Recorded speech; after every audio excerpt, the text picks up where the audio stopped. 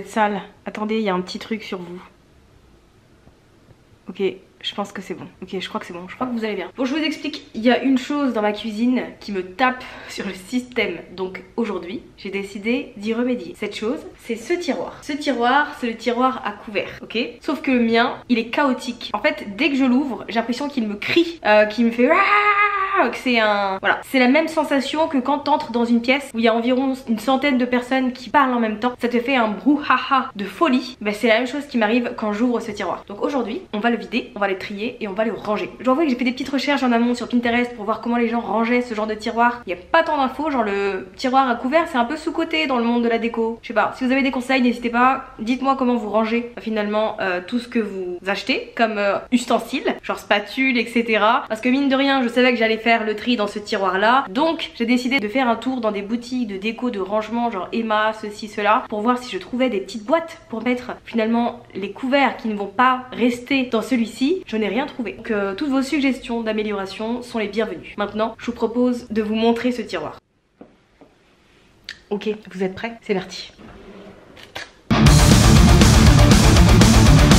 Je vous présente donc le sujet de ma tourmente et ce qui hante mes nuits. Ce foutu tiroir que je vais aujourd'hui trier. J'ai décidé que ça allait cesser et que maintenant à chaque fois que j'allais ouvrir ce tiroir, eh bien ça allait être une partie de plaisir. Donc on va ranger tout ça. Bah oui, vous venez avec moi. Vous croyez quand même pas que vous alliez laisser faire tout seul? Bon allez, c'est le moment. On le fait ce tri, qu'on arrête de procrastiner un petit peu. Est-ce qu'il faut pas que je sorte tout déjà dans un premier temps? Je pense que oui. Je sais pas ce que vous en pensez, mais on va dire que vous avez dit oui.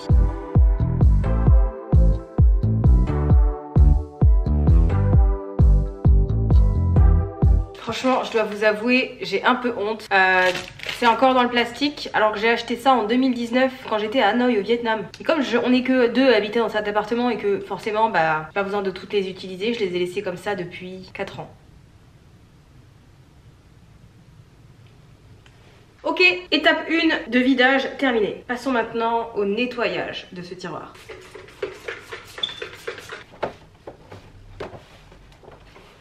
Oh! Petite trouvaille. C'est ça qui est génial dans le rangement. Aspect positif. Vous voyez le petit truc pour ouvrir l'iPhone et mettre sa carte SIM? Bah, il était dedans, je savais pas. Voilà. On découvre des choses, hein, c'est fou. Évidemment, j'ai découvert que ça s'enlève. Mais c'est plus pratique pour nettoyer, n'est-ce pas? Maintenant que le tiroir est vidé, que le tiroir est nettoyé, il ne reste plus qu'à trier et à ranger tout ça.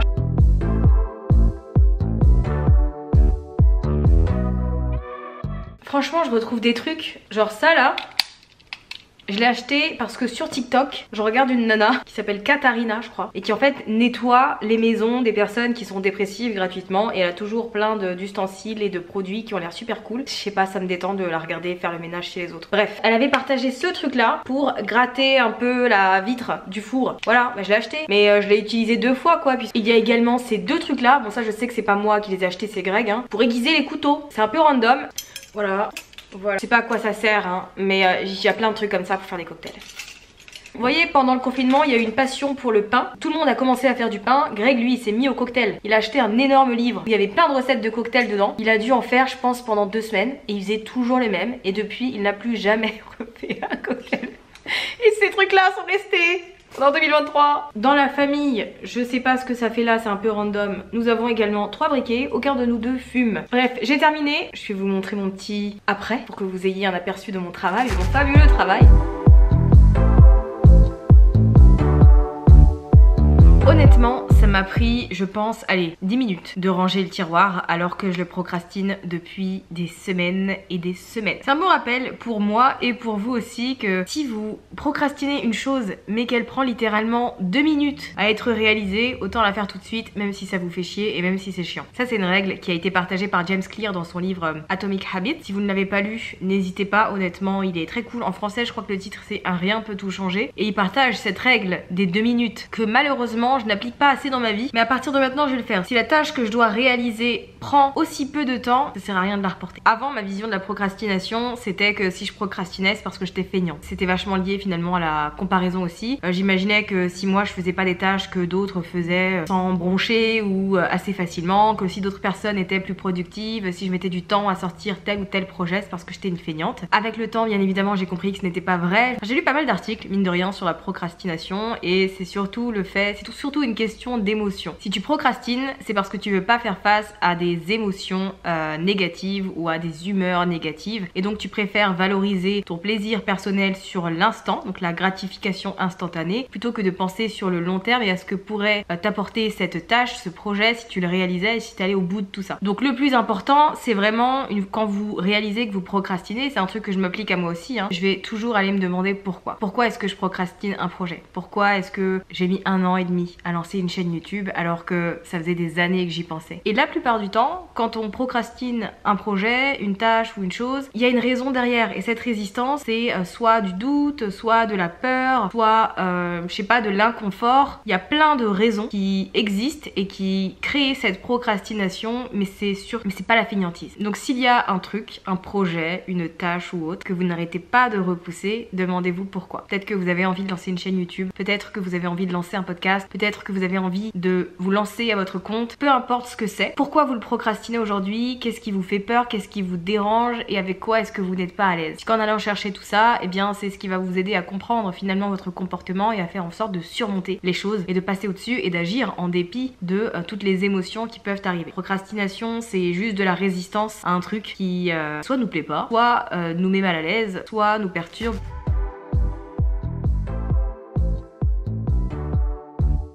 Regardez-moi cette belle boîte. C'est mon amie Dorian qui nous a fait une surprise à Greg et à moi pour nos 1 an de mariage. On a déjà mangé 2 chocolats et qui nous a envoyé cette petite boîte avec cette tablette au caramel au beurre salé. Franchement, super cadeau. Si vous avez envie de faire un cadeau à quelqu'un, boîte de chocolat comme ça, personnalisée, très très cool.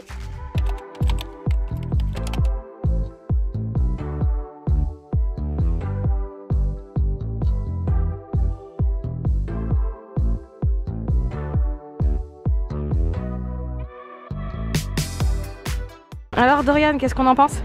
C'est magnifique. C'est magnifique. Bien. Geneviève, que penses-tu de la Normandie? C'est méditatif. Méditatif, j'aime bien.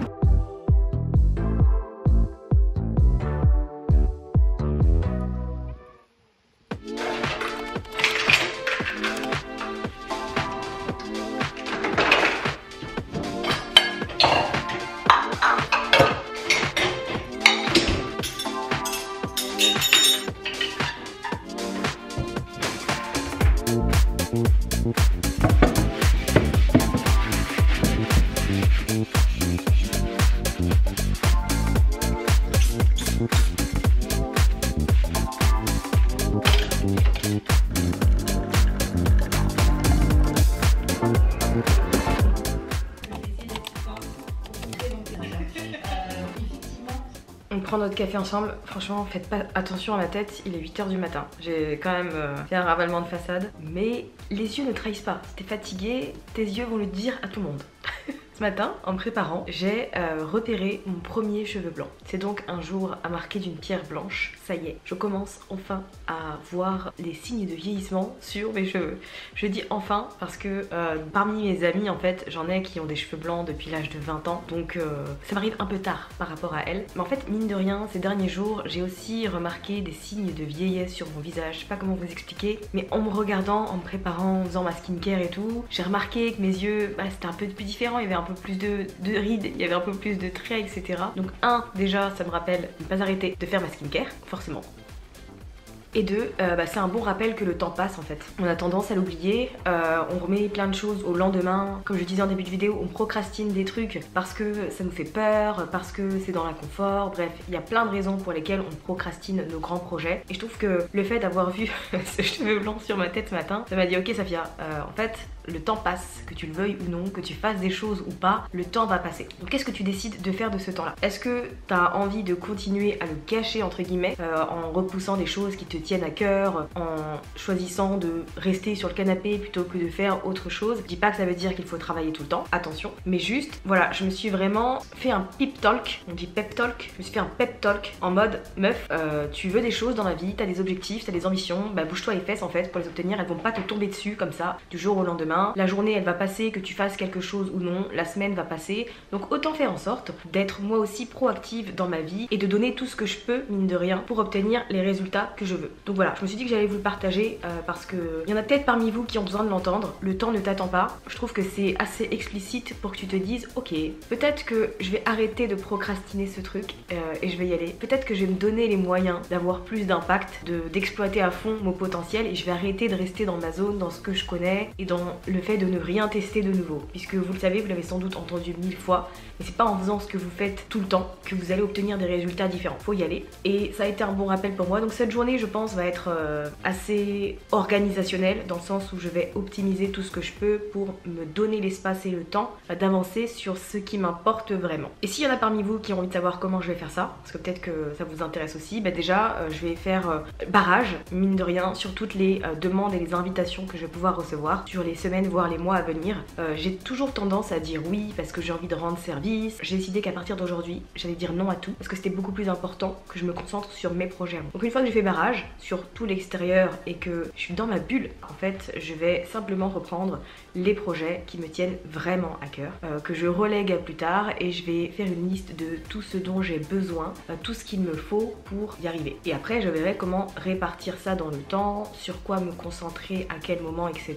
Dans l'idée, je vous dis ça de manière assez grosso modo, j'ai envie de dire, ça se dit pas mais vous avez compris.